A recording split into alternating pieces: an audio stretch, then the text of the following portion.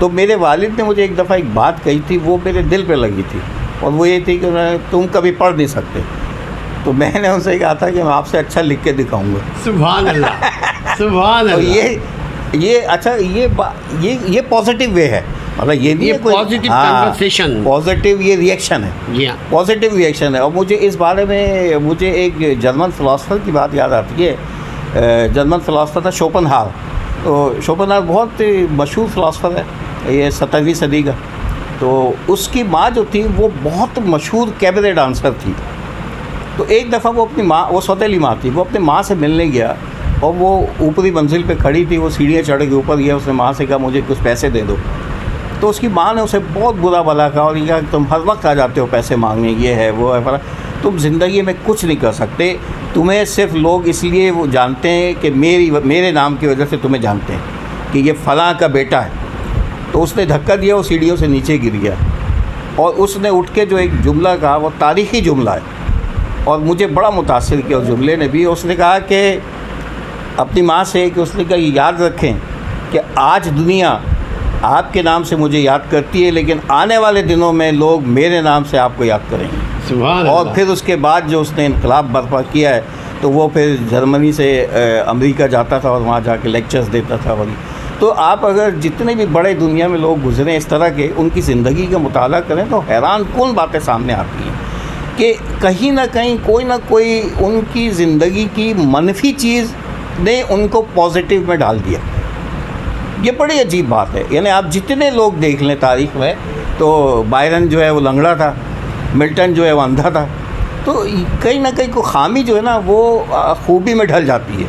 تو اسی طرح آپ کو انسینٹیو کو ایسا مل جائے تو آپ آگے بڑھ جاتے ہیں، اور نہیں تو پھر یہ ہے کہ، اور یہ ریئیکشن پہ ہوتا ہے منحصر. آپ دیکھیں مثال کے طور پہ 3-4 آدمی بیٹھے ہوں، سانپ آ جائے تو ہر آدمی کا ریئیکشن مختلف ہوتا ہے. جی ہاں، every action as reaction, but reaction different. تو ڈفرینٹ ہوتا ہے ریئیکشن. اب یہ ہے کہ وہ جو باتیں ہیں، یہ وہ بچپن کی وہ خرابیاں ہیں، وہ ان کو کس انداز سے اس کا ریئیکشن ہوتا ہے یہ آپ پہ منحصر ہے. تو میں نے یہ سوچ لیا تھا کہ یہ جو خامیاں میں دیکھتا ہوں اور یہ جو باتیں، ان کو میں دور کروں گا، اور ایک ایسا شعبہ اختیار کروں گا جہاں نہ میں صرف خود کو اچھا بنا سکوں بلکہ بہت سے لوگوں کو تعلیم دے سکوں. تو یہ دیکھیں، یہ جو میں نے تدریس کا پیشہ اختیار کیا، یہ بائی چانس نہیں ہے، یہ بائی چوائس ہے. کہ میں نے بائی چوائس اختیار کیا، اور جو لوگ بائی چانس اختیار کرتے ہیں وہ کبھی کامیاب نہیں ہوتے. یعنی اس کو آپ نے پیشن بنایا، پروفیشن کو پیشن. جیسے بہت سے لوگ میں نے اس فیلڈ میں بھی دیکھے، وہ بائی چانس انہیں نوکری مل جاتی ہے کہ بھائی کچھ نہیں ملا چلو ٹیچر بن جاؤ. تو یہ نہیں ہے. آپ اس کو سنجیدگی سے لیں اور لوگوں تک منتقل کریں. یہ بات بہت ضروری ہوتی ہے، کیونکہ اللہ تعالیٰ نے آپ کسی مقصد کے لیے دنیا میں بھیجا ہے. تو اگر وہ مقصد ہی پورا نہیں ہو رہا تو کیا فائدہ یہاں آنے. پھر دنیا بھی آپ کی صحیح رہے اور آخرت بھی آپ کی صحیح رہے. یہی یعنی پیغام ہے کہ زندگی ایسی گزارنی چاہیے، کوشش کرنی چاہیے. ظاہر انسان جو ہے غلطیوں کو اور خطاؤں کا پتلا ہے، لیکن کوشش حد الامکان یہی کرنی. اور میں نے تو دیکھا ہے کہ دیر از اے ول دیر از اے وے. جہاں آپ ہاں راہ، تو یہ اللہ تعالیٰ ضرور کرتا ہے. وہ کہتا ہے تم میری طرف 1 ہاتھ بڑھو، میں 10 ہاتھ بڑھوں گا. یہ لازمی ہے کہ آپ کوشش تو کریں، لیکن آپ اگر سوچنے کی اور زحمت ہی نہیں کرتے کچھ کرنے کی، تو پھر ظاہر ہے پھر زندگی ایسے ہی گزرتی ہے.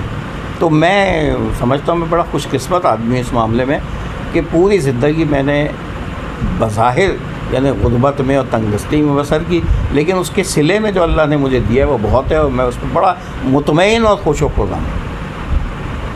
تو یہ تو ناظرین کو، عوام کو، عام سامعین کو اگر کوئی آپ پازیٹیو اینڈ نیگیٹو ایٹیچیوڈ، رسپانس، ایکشن، ریئیکشن کی اگر کوئی پیغام دینا چاہیں. بس میں اپنے نوجوانوں سے میں یہی کہوں گا، ایک ہی بات ہے بنیادی، کہ دیکھیں زندگی کا مقصد جو ہے وہ جاننا ضروری ہے. اگر پرپز آف لائف، ہاں مطلب یہ کہ یہ جاننا ضروری ہے. آپ دیکھیں قرآن میں اللہ تعالیٰ نے سب سے زیادہ جو بات کی وہ ہے غور و فکر. وہ کہتا ہے غور و فکر کرو. اچھا ہاں، ایک جگہ جیسے وہ کہتا ہے کہ ورتلوا قرآن ترتیلا، کہ قرآن کو بہت آہستہ آہستہ اور آرام سے ٹھہر ٹھہر کے پڑھو. وہ کیوں کہا ہے اس نے؟ اس لیے جب آپ کسی چیز کو آرام سے ٹھہر کے پڑھیں گے تو غور کریں گے، اگر آپ زمانی سے پڑھ جائیں گے تو غور ہی نہیں کر سکتے. تو اس لیے وہ کہتا ہے کہ غور و فکر کرو، ولا تدبر ولا تفکر افلا تعقلون، کہ نہ تم غور کرتے ہو نہ فکر کرتے ہو، تمہاری عقل کو کیا ہو گیا ہے.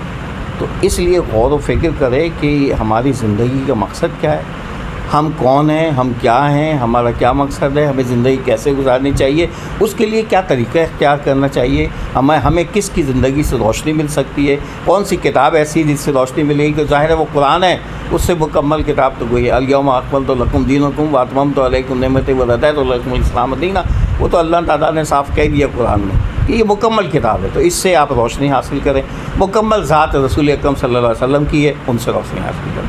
باقی